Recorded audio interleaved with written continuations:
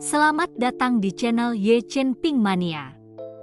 Terima kasih pada Tuan Rahim Awang dan Tuan Moh Ridwan yang sudah berlangganan di channel Ye Chen Ping Mania. Semoga dilancarkan rezekinya dan diberikan umur panjang yang penuh keberkahan. Terima kasih kepada semuanya yang sudah like dan subscribe. Semoga selalu diberikan kesehatan dan kesuksesan. Penguasa Istana Naga Langit bab 5016 sampai bab 5018. Tatapan inspektur ke arah Chen Ping semakin dingin, niat membunuh meningkat. Chen Ping merasakan niat membunuh sang inspektur, menggenggam erat pedang pembunuh naga dengan tangan kanannya, ekspresinya sangat muram. Menghadapi inspektur yang telah berubah menjadi naga suci, Chen Ping tidak berani ceroboh sedikit pun, atau dia mungkin kehilangan nyawanya. Senior, kalau aku tidak bisa bertahan sendiri nanti, kamu harus cepat merasukiku dan membantuku. Chen Ping berkata kepada Raja Iblis Awan Merah. Tidak mungkin. Raja Iblis Awan Merah yang bersantai dengan kaki disilangkan di lautan kesadaran Chen Ping tampak sama sekali tidak peduli. Chen Ping tercengang, sedikit marah. Sialan, kamu makan makananku, minum anggurku, tinggal di tempatku, dan sekarang kamu mengucapkan kata-kata dingin seperti itu, di mana hati nuranimu? Jangan selalu bergantung padaku, nak. Percayalah pada dirimu sendiri, dorong dirimu sedikit.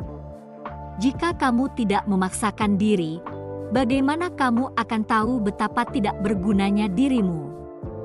Raja Iblis Awan Merah terkekeh. Astaga, Chen Ping tidak bisa berkata apa-apa. Pada saat itu, inspektur tiba-tiba menghilang. Chen Ping mengerutkan kening, dan pada saat berikutnya, sambil memegang pedang pembunuh naga, dia melangkah maju, lalu dengan ganas mengayunkan pedang ke bawah. Ledakan. Saat pedang itu menebas, Chen Ping langsung merasakan sebuah kekuatan besar melawan, dan kemudian tubuhnya terlempar mundur. Sang inspektur memperlihatkan dirinya, dan melayangkan pukulan ke arah Chen Ping. Pukulan itu, yang dipenuhi dengan niat membunuh yang kuat dan mengerikan, menyebabkan dunia kehilangan warnanya dalam sekejap. Chen Ping tahu, jika pukulan ini kena, sekalipun dia tidak mati, dia akan terluka parah. Tetapi saat pukulan inspektur hendak mengenai Chen Ping, sebuah tombak panjang tiba-tiba melesat di udara. Ledakan. Kekuatan yang amat besar membuat inspektur terhuyung mundur. Kemudian, seorang gadis berpakaian putih muncul, memegang tombak panjang, dengan cincin Qian Kun di lehernya. Yang perlu dia lakukan hanyalah menginjak roda angin api. Seorang inspektur agung Balai Suci, namun kamu menyerang seorang junior, apakah kamu tidak punya rasa malu? Gadis berpakaian putih itu menanyai inspektur, matanya tidak menunjukkan sedikit pun rasa takut. Siapa kau? Inspektur itu mengerutkan kening, menatap tajam ke arah gadis berpakaian putih itu. Gadis itu mengabaikannya, menoleh ke arah Chen Ping yang terluka. Apakah kamu baik-baik saja? Saya baik-baik saja. Chen Ping menggelengkan kepalanya. Terima kasih telah menyelamatkan saya, Nona. Akulah yang seharusnya berterima kasih padamu, karena telah menyelamatkan begitu banyak orang di benua Changsuan. Gadis berpakaian putih itu tersenyum tipis. Chen Ping sedikit tertegun. Nona, apakah Anda dari benua Changsuan? Gadis berpakaian putih itu menggelengkan kepalanya. Saat Chen Ping dan gadis itu sedang berbincang, inspektur menjadi marah dan berteriak, "Kalian sedang mencari kematian?" Saat suaranya mereda, sang inspektur melambaikan telapak tangannya ke depan, melepaskan kekuatan mengerikan yang tampaknya langsung memadatkan seluruh ruang. Chen Ping dan gadis berpakaian putih merasakan tubuh mereka seperti terikat. terlalu melebih-lebihkan dirimu sendiri," gadis itu mendengus dingin. Lalu dengan jentikan pergelangan tangannya, menusukkan tombaknya ke depan. Ledakan.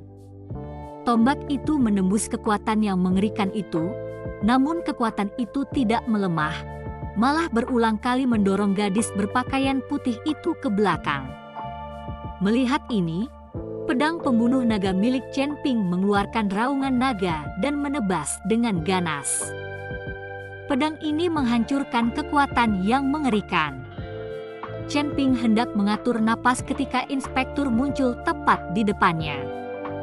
Tanpa waktu untuk mengayunkan pedangnya, Chen Ping hanya bisa melancarkan pukulan dengan sekuat tenaga. Tinju cahaya suci, ledakan. Saat dia melayangkan pukulan, Chen Ping merasakan sesuatu yang ringan di belakangnya. Seluruh tubuhnya ditarik ke belakang oleh gadis berpakaian putih itu.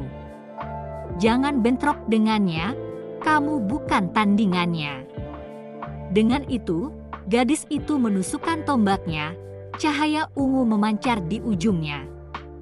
Ekspresi sang inspektur berubah, dan dia melancarkan pukulan dengan tangan kirinya. "Tombak keluarga Mo!" teriak inspektur sambil melancarkan pukulan. "Tidak menyangka kamu begitu berpengetahuan." Gadis berpakaian putih itu segera mundur, dan dengan goyangan tombaknya, bayangan tombak yang tak terhitung jumlahnya muncul di hadapan sang inspektur. Terima kasih masih menyimak channel Ye Chen Ping Mania. Mata sang inspektur tiba-tiba menyipit, dan dia buru-buru mundur, jelas waspada terhadap tombak keluarga Mo. Melihat hal itu, Chen Ping segera mengayunkan pedangnya ke depan, bermaksud membunuh inspektur saat ia masih ragu-ragu. Satu pedang untuk mendamaikan alam semesta, Chen Ping melepaskan serangan pedang. Pedang pembunuh naga meletus dengan ledakan energi pedang yang berubah wujud menjadi seekor naga emas. Tubuhnya dilalap api, meraung saat menyerbu ke arah inspektur. Kekuatan sang inspektur sangat hebat, jadi Chen Ping harus melepaskan serangan terkuatnya. Untuk pedang ini, Chen Ping tidak hanya menggunakan energi abadi dalam tubuhnya tetapi juga menyatukan kekuatan naga suci, asal-usul api, dan berbagai kekuatan lainnya. Dia bermaksud membunuh inspektur dengan serangan tunggal ini. Sang inspektur yang merasakan kekuatan pedang Chen Ping tidak lagi menunjukkan sedikit pun rasa jijik, wajahnya berubah drastis. Tetapi saat ini, dia tidak punya cara untuk menghindar karena pedang Chen Ping terlalu cepat dan tepat waktu. Sang inspektur meraung sambil menyilangkan tinjunya dan mengayunkannya sekuat tenaga. Dengan kedua tinjunya dilepaskan, menggunakan seluruh kekuatan hidupnya, kekosongan itu sendiri tampak terdistorsi di bawah kekuatan itu. Ledakan. Dengan ledakan yang memekakan telinga, tubuh Chen Ping langsung terpental mundur. Inspektur pun tidak bernasib baik, kedua lengannya hancur akibat serangan itu. Tanpa lengannya, inspektur tahu ia tidak bisa lagi melawan dan mencoba mundur. Namun tombak gadis berpakaian putih itu sudah ada di depannya. Sinar cahaya ungu menyelimuti seluruh tubuh inspektur. Sambil menggertakkan giginya, jiwa sang inspektur seketika meninggalkan tubuhnya, dan pada saat itu, wujud fisiknya meledak di bawah cahaya ungu. Tombak keluarga Mo benar-benar sesuai dengan reputasinya. Jiwa sang inspektur mundur, mencoba melarikan diri. Masih mencoba lari. Gadis berpakaian putih itu, dengan tombak di tangannya, hendak mengejar, tetapi beberapa sosok muncul di langit, tiba dalam sekejap. Mereka semua adalah anggota 8 aula yang melindungi jalan sang inspektur. Pada saat yang sama, tanah bergetar, dan para prajurit kota Feihu yang telah melarikan diri sebelumnya, semuanya kembali bertarung.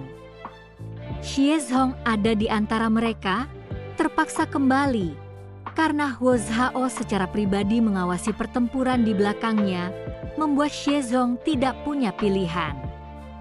Melihat ini, gadis berpakaian putih itu berhenti mengejar dan mengulurkan tangan untuk menarik Chen Ping. Dahi Chen Ping dipenuhi keringat dingin, dan dia terengah-engah. Pertarungan ini telah menguras tenaganya secara signifikan.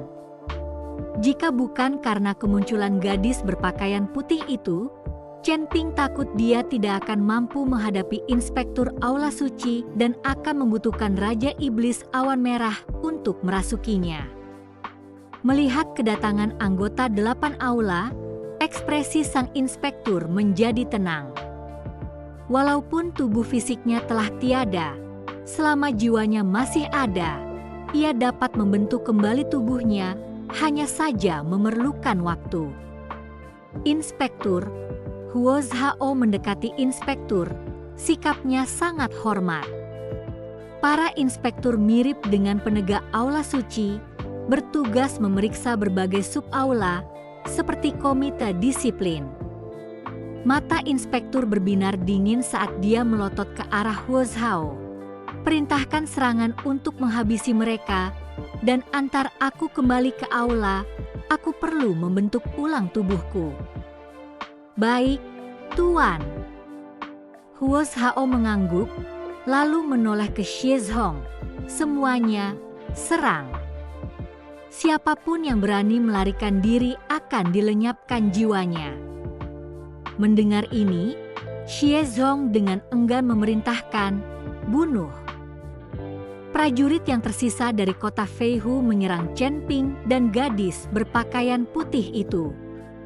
Massa yang sangat banyak dan gelap melawan hanya 2 orang. Pada saat ini, Xie Zhong tidak berani menahan diri. Huo Zhao melirik Chen Ping, ekspresinya rumit, lalu melindungi jiwa inspektur dan segera pergi. Kalau inspektur benar-benar menemui kemalangan di wilayahnya, dia, penguasa aula ke-8, akan berada dalam masalah. Chen Ping memperhatikan kumpulan orang gelap yang berlari ke arah mereka, alisnya berkerut erat.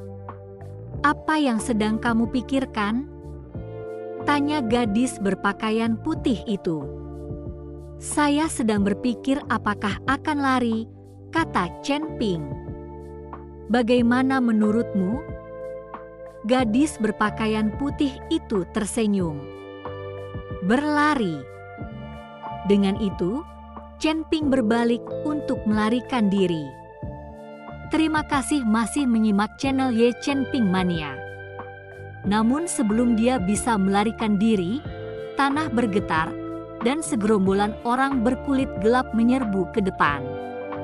Niu Meng telah kembali bersama anak buahnya, Feng Xian, Humazi, Bai Yi, Xiu Rui, Nuo Qing. Mereka semua kembali, membawa semua prajurit kota Xinyu. Bagaimana kita bisa meninggalkan Big Brother? Semuanya, serang, bunuh mereka semua. Niu Meng meraung. Para prajurit kota Xinyu menyerbu menuju para prajurit kota Feihu. Kedua belah pihak kembali bentrok dalam pertempuran yang kacau. Melihat ini, Xie Zhong sedikit mengernyit. Mereka jelas telah melarikan diri, tetapi dipaksa kembali. Namun kali ini, dia tahu dia tidak bisa melarikan diri lagi, atau dia tidak akan pernah lolos dari hukuman aula suci. Semuanya maju terus, bertarung sampai saat terakhir. Xie Zhong berteriak. Para prajurit kota Feihu tahu mereka tidak punya pilihan selain bertarung sampai mati. Pertarungan mencapai puncaknya saat dimulai. Melihat ini, Chen Ping mencengkeram pedangnya dan menyerang maju, tidak lagi berpikir untuk melarikan diri. Chen Ping, gadis berpakaian putih, Feng Xian, Humazi, semuanya adalah ahli, menebas para prajurit seperti mereka berada di alam kosong. Bahkan prajurit Luce Immortal tingkat pertama tidak dapat bertahan satu ronde pun melawan mereka.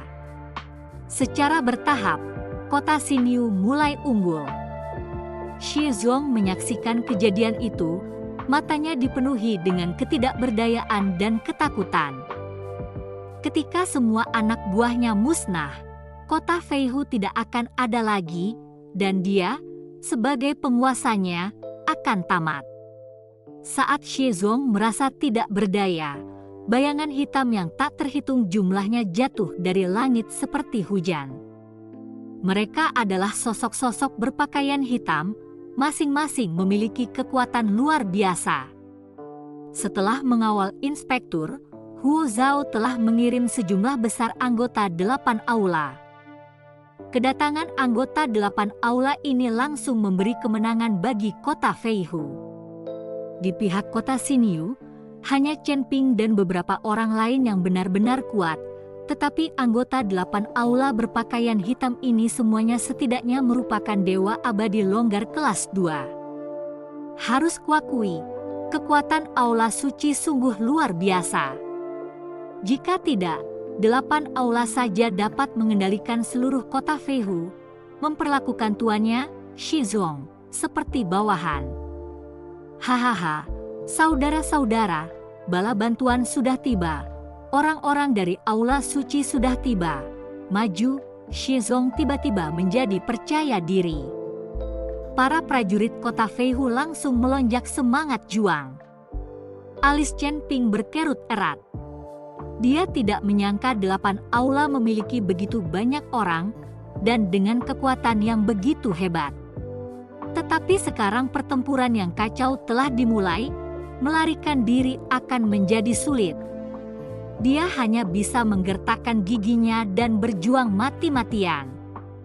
Tepat saat Chen Ping menghunus pedang pembunuh naga dalam perjuangan yang putus asa, sebuah sosok tiba-tiba turun di depannya. Chen Ping membeku, lalu tubuhnya lenyap dalam sekejap. Dengan kilatan cahaya pedang, kepala anggota 8 aula yang berpakaian hitam terpenggal.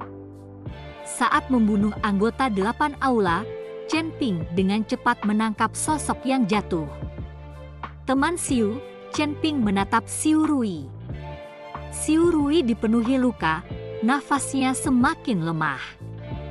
Melihatmu baik-baik saja membuatku tenang. Xiu Rui meludahkan darah saat berbicara. Ketika dia mendengar Chen Ping tinggal sendirian dalam bahaya, dia tidak ragu untuk ikut. Bai Yi bahkan membawa semua anggota fraksi Linghu-nya. Kau terlalu bodoh. Dalam pertempuran seperti ini, ikut serta sama saja dengan meminta mati, bukan? Chen Ping dengan lembut meletakkan Xiu Rui ke tanah, benar-benar bingung. Kekuatan Xiu Rui tidaklah hebat, hanya di puncak transformasi abadi, bahkan belum mencapai Luce Immortal. Datang ke sini untuk menyelamatkannya sama saja dengan bunuh diri. Kau menyelamatkan hidupku, aku tidak bisa hanya berdiam diri dan melihatmu dalam bahaya. Bahkan jika aku mati, itu sepadan. Tanpamu, aku mungkin masih akan terperangkap di dalam kurungan itu entah untuk berapa tahun lagi. Napas Xiu Rui semakin melemah. Jangan khawatir, aku tidak akan membiarkanmu mati. Dengan itu, Chen Ping mengeluarkan batu abadi yang diperolehnya dari tanah harta karun dan meletakkannya di tangan Xiu Rui. Ini adalah batu abadi, ini pasti akan menyelamatkanmu. Dan pil-pil ini, semuanya dimurnikan dari berbagai ramuan abadi. Chen Ping tidak segan-segan mengeluarkan hartanya, memberikan Xiu Rui segala macam sumber daya untuk penyembuhan. Bersambung.